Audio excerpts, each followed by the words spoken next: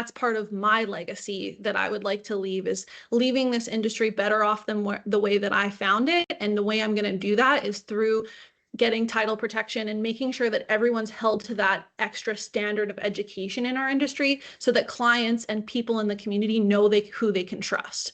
That's so important. Yeah, and that's exactly the point, right? That's what I've made too, because ultimately, I mean, yes, you're in the financial services industry, but Yeah. I mean, from an emotional intelligence perspective, I mean, you're selling trust, you're selling impact, you're selling peace of mind.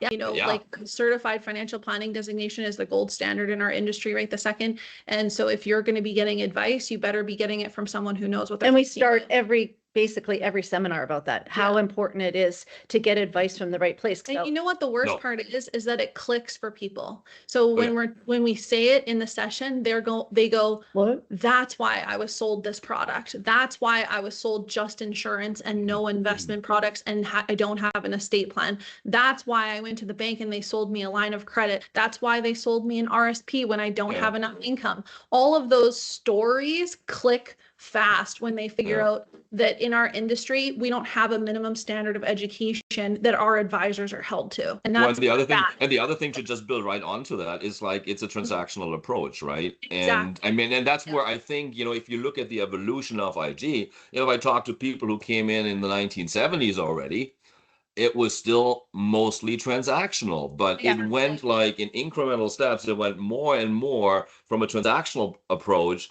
to a much more holistic lifetime planning, business planning, legacy planning, tax and whatever planning approach. And I think that differentiator looks like, even though IG is like 100 years old, that seems to be kind of really the main narrative and the main value driven story within IG, I would say, for the last probably 30 years.